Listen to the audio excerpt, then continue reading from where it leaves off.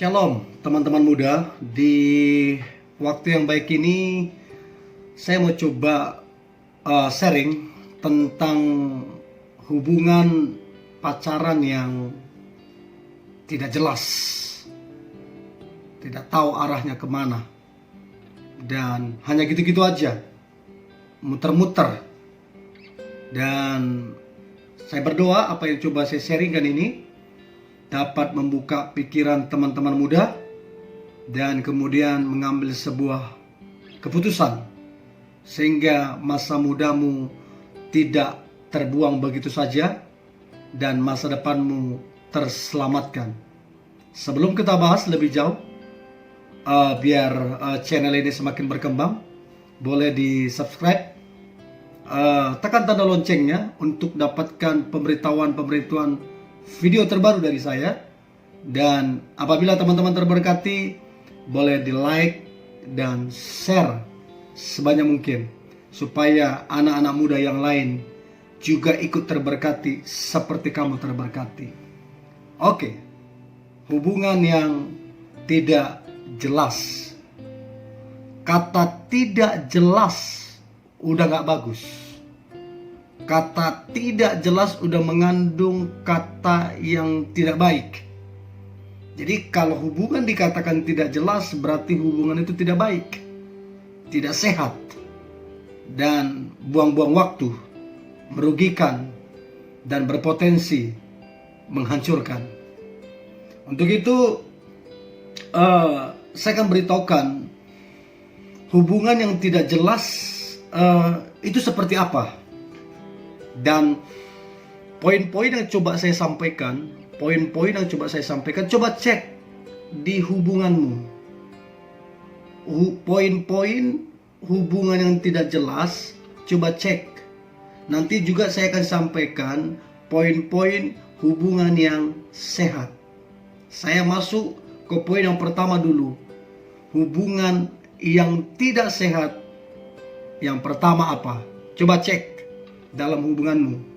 Yang pertama, tidak tahu arahnya kemana. Maksudnya gimana tuh?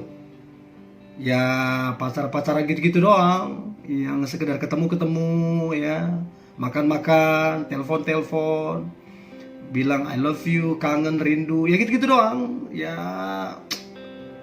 cinta-cinta yang gak jelas lah. Artinya gini, kamu atau pasanganmu tidak tahu kapan akan menikah. Itu tidak tahu arahnya, tidak tahu tujuannya. Yang kemudian pekerjaan masing-masing tidak jelas. Ataupun mungkin pekerjaanmu bagus tapi dia tidak jelas, si laki-laki. Nah ini tidak tahu arahnya kemana. Sebab kalau laki-laki dia punya tujuan, dia punya arah, maka dia akan mempersiapkan sejak dini. Apa itu? Tentunya keuangan.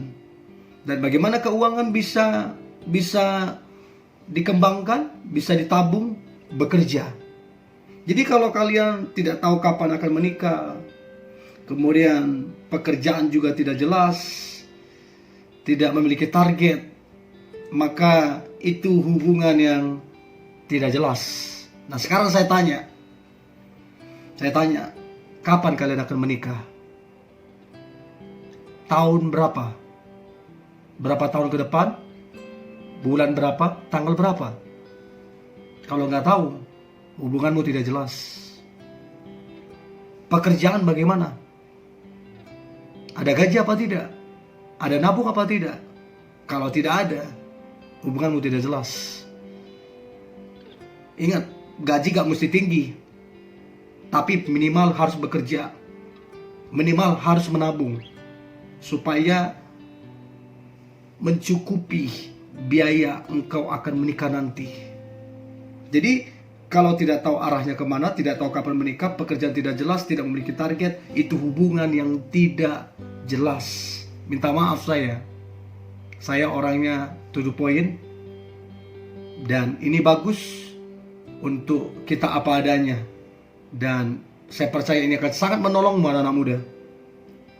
Yang kedua, Hubungan yang tidak jelas adalah hubungan yang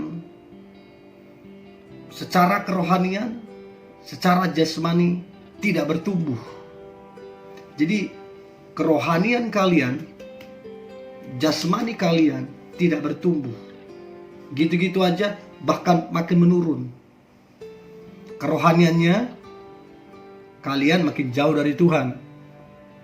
Itu hubungan yang tidak jelas. Malas ke gereja, malas baca Alkitab, tidak suka berdoa, tidak suka melayani, dan lain-lain. Kerohaniannya tidak bertumbuh. Nah, sekarang saya mau tanya, kerohanianmu ataupun dia bertumbuh atau tidak? Ini penting, bertumbuh apa tidak? Makin kesini, makin lama, makin cinta Tuhan apa tidak? Kalian ada enggak jam baca Alkitabnya? Ada enggak jam doanya?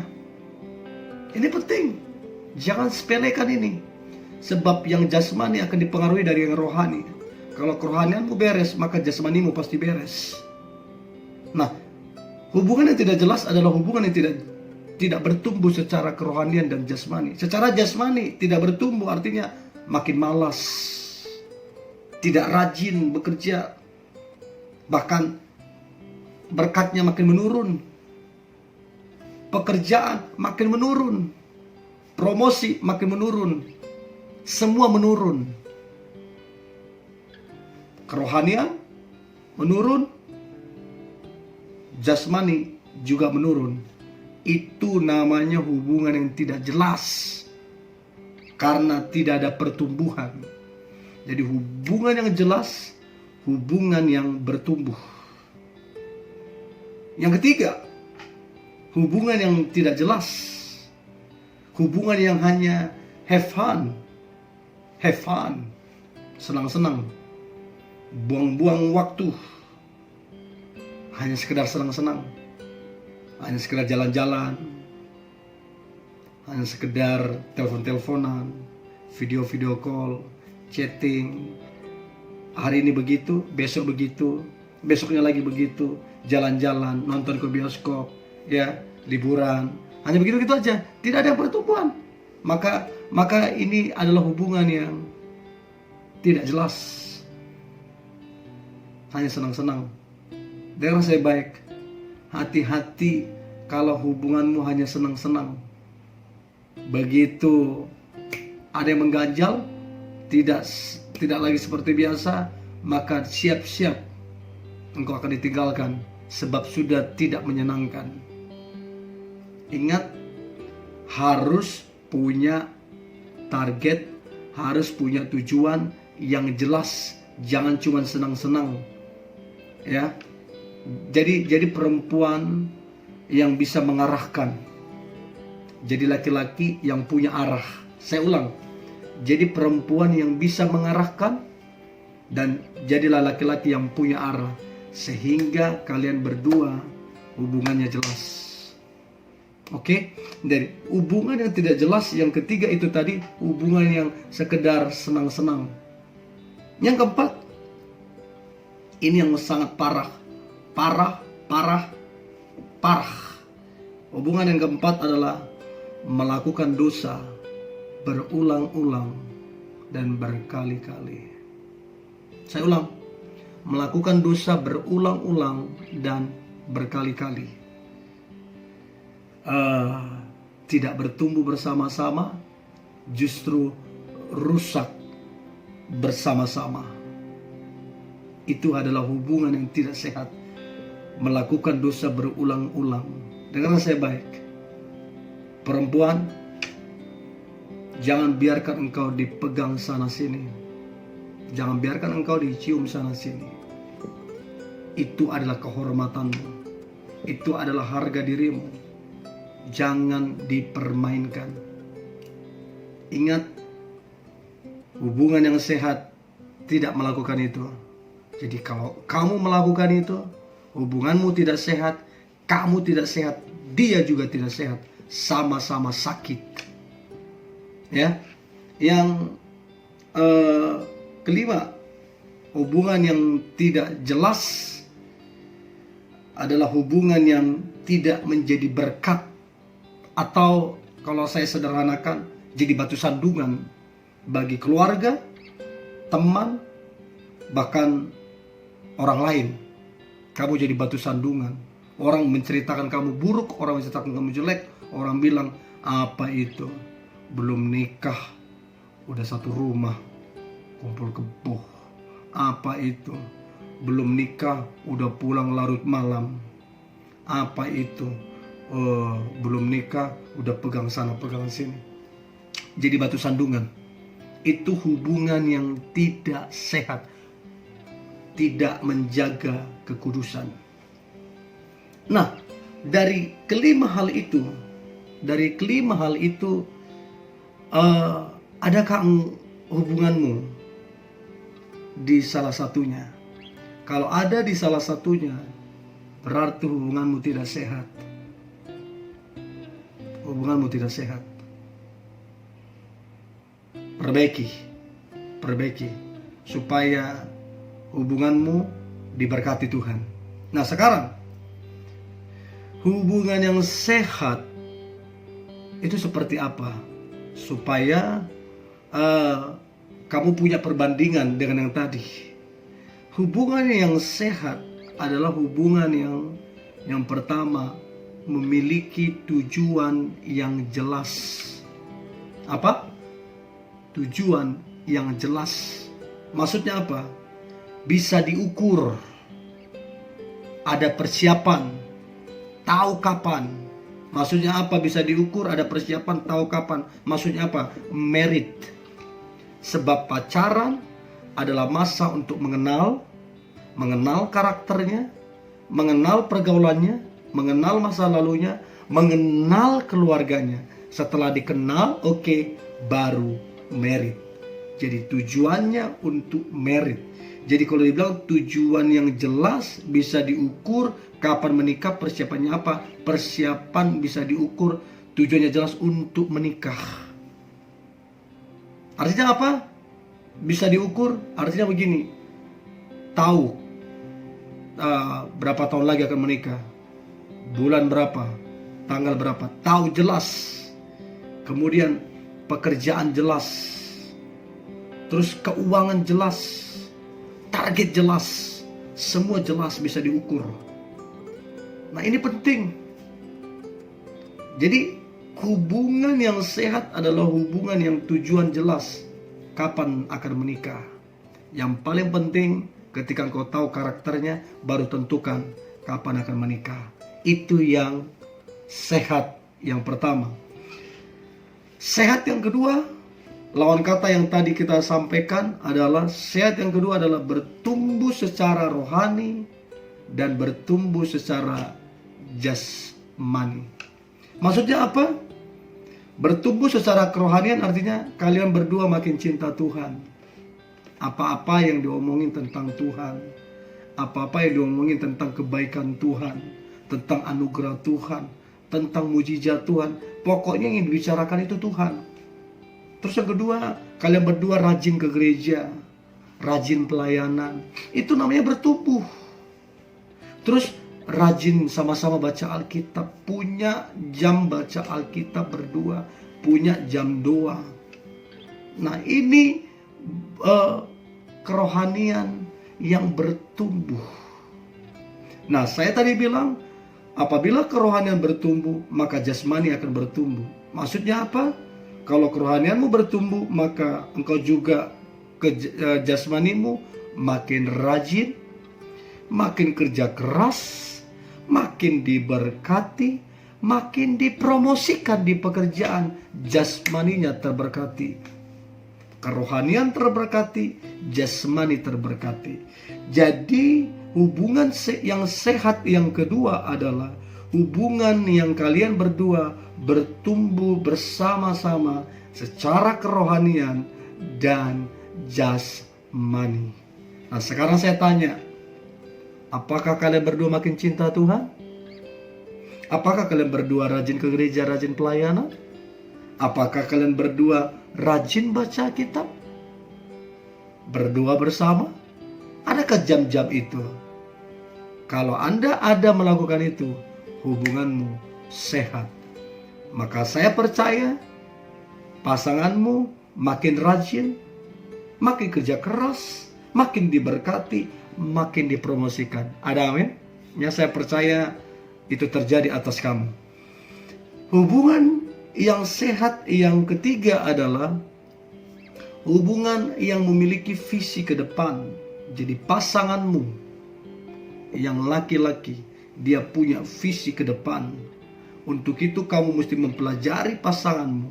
Bila perlu tanya ke dia, apa visimu ke depan? Begitu dia jabarkan juga caranya, dan dia jabarkan juga apa yang sedang dia lakukan. Itu laki-laki yang terbaik, dia punya visi ke depan. Jadi yang ketiga, hubungan yang sehat adalah hubungan yang memiliki visi ke depan. Ya, dan kamu perempuan, kamu harus membantu pasanganmu untuk menggenapi visi itu, untuk meringankan langkahnya, untuk memberi dia semangat. Itu adalah hubungan yang sehat. Hubungan sehat yang keempat adalah hubungan yang bertumbuh, berbuah bersama-sama. Bertumbuh, berbuah bersama-sama. Artinya begini, kalian makin naik.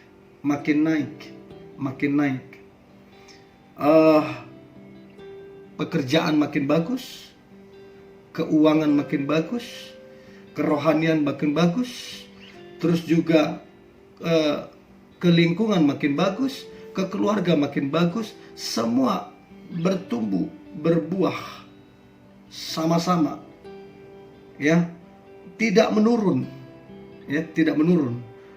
Kalaupun dia menurun, dia pelan saja. Tidak menurun langsung ke bawah, tapi dia bertumbuh bersama-sama, berbuah bersama-sama. Sebab firman Tuhan bilang, pohon yang baik adalah pohon yang menghasilkan buah, pohon yang bertumbuh. Bahkan Alkitab bilang, apabila ranting itu tidak berbuah, dipotong. Artinya apa? Buah itu sangat penting. Artinya apa? Tuhan mengutamakan buah-buah pengikutan kita akan Tuhan, kasih kita, kesabaran kita, semua tanggung jawab kita, semua berbuah. Kedua-duanya bertumbuh dan berbuah bersama-sama. Dan saya berdoa kamu makin cinta Tuhan, makin rajin, makin kerja keras, makin dipromosikan, dan makin berhasil ke depan. Dan yang terakhir, hubungan yang sehat adalah hubungan yang tadi saya sampaikan menjadi berkat dan menginspirasi. Ini yang paling penting. Dan salah satu yang saya suka juga adalah salah satu tokoh di Indonesia, yaitu Bapak B.J. Habibie, di mana dia memiliki satu hubungan yang romantis sampai masa tua mereka tetap saling mencintai, bahkan menginspirasi banyak generasi muda. Bahkan kalau teman-teman berkesempatan, pergilah ke Parepare, Sulawesi Selatan. Maka di Parepare ada tugu, ada patung Bapak B.J. Habibie dengan istrinya, melambangkan keromantisan, melambangkan cinta kasih. Dan memang saya dengar beliau pernah lahir di situ. Nah, yang saya mau tekankan adalah cinta kasih yang mereka lakukan itu menginspirasi banyak orang sampai mendapatkan penghargaan dan pengakuan. Dan ini yang paling penting, lewat hubungan kita nama Tuhan dipermuliakan. So, ini yang boleh saya bagikan anak-anak muda. Saya berdoa hubunganmu jelas. Kalau tidak jelas, sebaiknya jangan buang-buang waktu, supaya masa mudamu jangan terbuang dengan sia-sia. Dan aku berdoa hubunganmu yang sekarang adalah hubungan yang jelas, hubungan yang bertumbuh, hubungan yang berbuah, dan nama Tuhan dipermuliakan. So ini yang boleh saya bagikan anak-anak muda. Tetap semangat dan jangan lupa di subscribe, tekan tanda loncengnya, dan apabila teman-teman terberkati boleh di like dan share sebanyak mungkin supaya teman-teman terberkati, orang lain juga ikut terberkati. Ini yang boleh saya bagikan. Tetap semangat. Tuhan Yesus memberkati.